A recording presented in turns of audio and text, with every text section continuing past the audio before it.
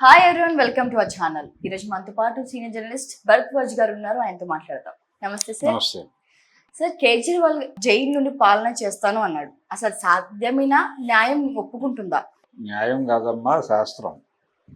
అంటే లా ఒప్పుకుంటుందా అనేది ప్రశ్న.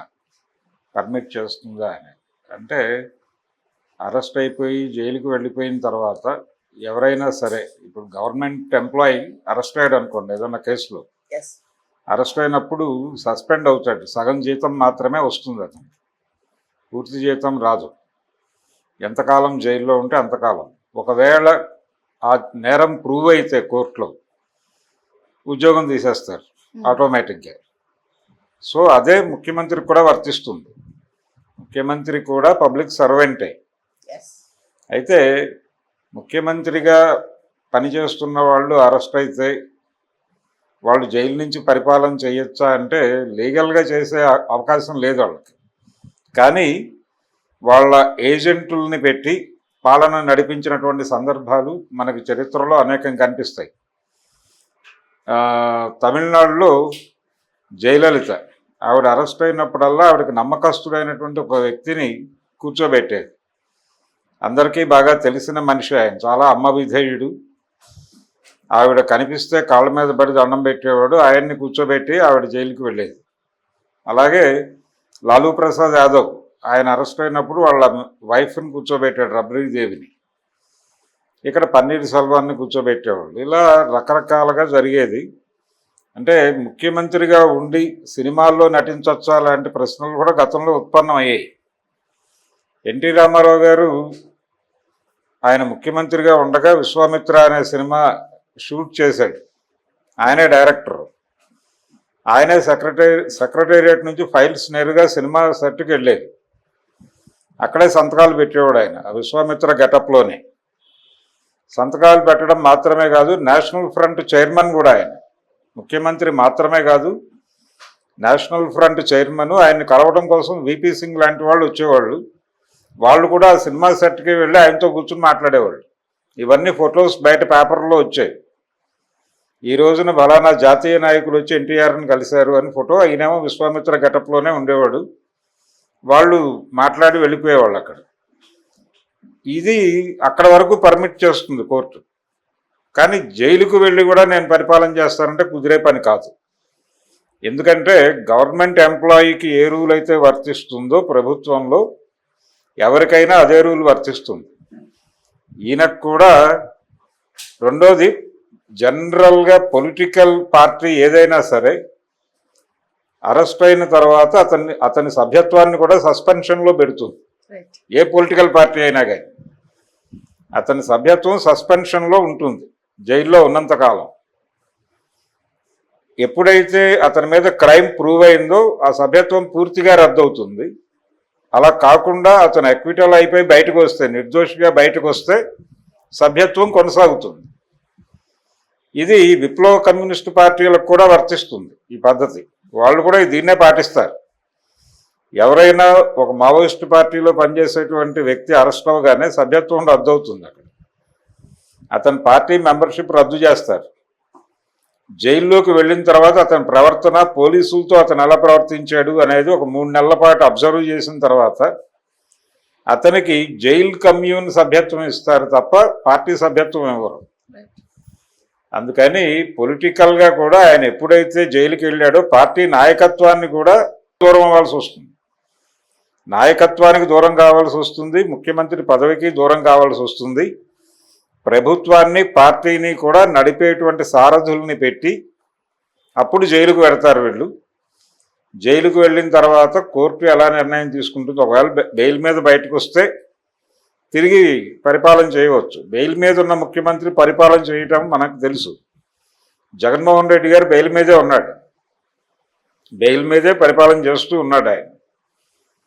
అలాగే చంద్రబాబు నాయుడు రేపు పొద్దున ముఖ్యమంత్రి అయితే కూటమి గెలిచి ఆంధ్రప్రదేశ్లో ఆయన కూడా బెయిల్ మీదే ఉన్నాడు. సో ఇప్పుడు దాదాపు రాజకీయ నాయకుల్లో కేసులు లేని రాజకీయ నాయకులు ఎవరూ లేరు. అందరూ రాజకీయ నాయకులకి వెనకాల 1, 2, 10, 15, 26 కేసుల దాకా ఉన్న ముఖ్యమంత్రులు ఉన్నారు మనకి. కాబట్టి వీళ్ళల్లో జైలుకి వెళ్ళి కూడా పరిపాలన ఏదో వేగ్గా మాట్లాడేశారు కానీ వాళ్ళు మేము జైలు నుంచి పరిపాలన చేస్తాము అని చెప్పి తీహార్ నుంచి పరిపాలిస్తామని చెప్తున్నారు కానీ ఫైల్స్ పట్టుకొని జైలుకి వెళ్ళటం అనేది కుదిరే పని కాదు. సీఎం గారితో రోజు క్యాబినెట్ వెళ్ళి జైల్లో సమావేశం కావటం అయ్యే పని కాదు. అందుకని అది ఎమోషనల్గా మాట్లాడేస్తున్నారు కానీ పరిపాలన ఎలా చేస్తాడు ఆయన? ఇక్కడ ఒక ఏజెంట్ని పెట్టి పరిపాలిస్తాడు. ఆయన సారథ్యంలో ప్రభుత్వం నడుస్తుంది అంతే. అంతే తప్ప నేరుగా జైలు నుంచి పరిపాలన చేస్తాను, అక్కడ కూడా ముఖ్యమంత్రిగానే ఉంటాను అంటే కుదిరే వ్యవహారం కాదు. ఆయన ఎవరు ఏం చెప్పినా ఆయన మీద నేరం ఆరోపింపబడింది. ప్రస్తుతానికి ఆయన నేరం ఆరోపింపబడినటువంటి వ్యక్తిగా జైల్లో ఉంటాడు. నేరం ఇతను చేశాడా లేదా అనేది కోర్టు నిర్ధారించాల్సి ఉంటుంది. నిర్ధారించి ఒకవేళ శిక్ష వేస్తే అతను టోటల్గా పొలిటికల్ కెరియర్ గందరగోళంలో పడుతుంది. లేదు నిర్దోషి అని కోర్టు భావిస్తే నిర్దోషిగా విడుదల చేస్తుంది. లేదు విచారణకు ఆలస్యం అవుతుంది కాబట్టి బెయిల్ ఇస్తున్నాను అన్నా కానీ అతను వచ్చి పరిపాలన చేయొచ్చు. అంతకు మించి జైలు నుంచి పరిపాలించడం అనేది ఉట్టి మాట్లాడు. పాలన చేయడం అయితే సాధ్యం కాదు. రాష్ట్ర పాలన వచ్చే అవకాశం ఏమైనా ఉందా సార్? రాష్ట్రపతి పాలన పెట్టడం అనేది అంటే అక్కడ ఏదైనా శాంతి భద్రతల వివాదాలు ఉంటే పరిపాలన జరిగేటువంటి పరిస్థితి లేకపోతే మాత్రమే రాష్ట్రపతి పరిపాలన విధిస్తారు కానీ ఆ పరిస్థితి ఢిల్లీలో లేదు. కాబట్టి రాజ్యాంగపరమైన సంక్షోభం కూడా లేదు. ముఖ్యమంత్రులు కేసుల్లో అరెస్టు కావటం అనేది కొత్త ఏం కాదు, ఇది ఫస్ట్ టైం కాదు. కాబట్టి కేజ్రీవాల్ అరెస్ట్ అవటం వలన ఏదైనా ఒక ఇన్సిడెంట్ జరిగి ప్రజలు ఆగ్రహావేశాలకి గురై ప్రభుత్వాస్తులకు ధ్వంసం చేసి ఏదైనా బీభత్సం జరిగితే తప్ప, శాంతి భద్రతలకు విఘాతం కలిగితే తప్ప రాష్ట్రపతి పాలన పెట్టరు. కాబట్టి ఢిల్లీలో రాష్ట్రపతి పాలన పెడతారు అని వస్తున్నటువంటి వార్తల్లో కూడా పూర్తి వాస్తవాలు లేవు. రాష్ట్రపతి పాలన డెఫినెట్గా పెట్టరు. కేజ్రీవాల్ జైలుకు వెళ్ళిపోయినంత మాత్రాన రాజ్యాంగ సంక్షోభం కూడా ఏమీ ఏర్పడదు. ఆయన బదులు ఆయన పార్టీలో ఉన్నటువంటి నాయకులు, ఆయన ఆదేశించినటువంటి వాళ్ళు, ఆయన ఆశీర్వదించినటువంటి వాళ్ళు పరిపాలన సాగిస్తారు. అలాగే పార్టీ ఆయన నాయకత్వంలో నడుస్తున్నటువంటి ఆమ్ ఆద్మీ పార్టీకి కూడా నాయకత్వం మారుతుంది. కొత్త నాయకుడు పార్టీ సారథ్యం తీసుకుంటారు చేతిలోకి. ఆ నాయకత్వ బాధ్యతలు తీసుకుని వాళ్ళు నిర్ణయాలు తీసుకుంటారు. ప్రభుత్వాన్ని ఎవరు నడిపిస్తారో వాళ్ళే పార్టీ బాధ్యతలు కూడా నిర్వహించవచ్చు. లేదు పార్టీ బాధ్యతలు ఒకరికి, ప్రభుత్వ బాధ్యతలు ఒకరికి అప్పచెప్పచ్చు. వాళ్ళిద్దరు కోఆర్డినేషన్లో అక్కడ పరిపాలన నడుస్తుంది. అంటే రాష్ట్రపతి పాలన పెట్టడం అంటే ఢిల్లీ నేరుగా, అంటే ఢిల్లీ అంటే నా ఉద్దేశం ఢిల్లీ ప్రభుత్వం అని కాదు, ఢిల్లీ రాష్ట్ర ప్రభుత్వం అని కాదు, కేంద్ర ప్రభుత్వం. కేంద్ర హోంశాఖ నేరుగా ఢిల్లీ కార్యకలాపాల్లో ఎంటర్ కావటం. ఆ పరిస్థితి ఇప్పుడు లేదు, ఉండదు. ఎందుకంటే టెక్నికల్గా కేంద్ర ప్రభుత్వం కూడా ప్రస్తుతం సుషుప్తావస్థలో ఉంది, ఎన్నికల కోడ్లో ఉన్నాం మనం. అందుకని రాష్ట్రపతి పాలన పెడతారు ఇవన్నీ వినిపిస్తున్న మాటలే తప్ప అదేం జరగదు. ఆయన జైల్లో నుంచి తమ అనుచరుల ద్వారా పరిపాలన చేస్తాడు, అంతవరకే.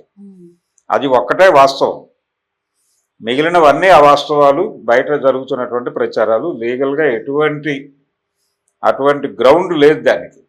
అంటే ఆయన జైలు నుంచి సీఎంగా పరిపాలించే గ్రౌండు లేదు, రాష్ట్రపతి పాలన విధించేటువంటి అవకాశము అంతకంటే లేదు కేంద్ర ప్రభుత్వానికి.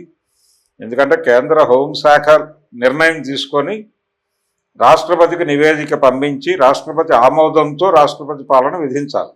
అది అయ్యే పని కాదు. Thank you sir. Thank you.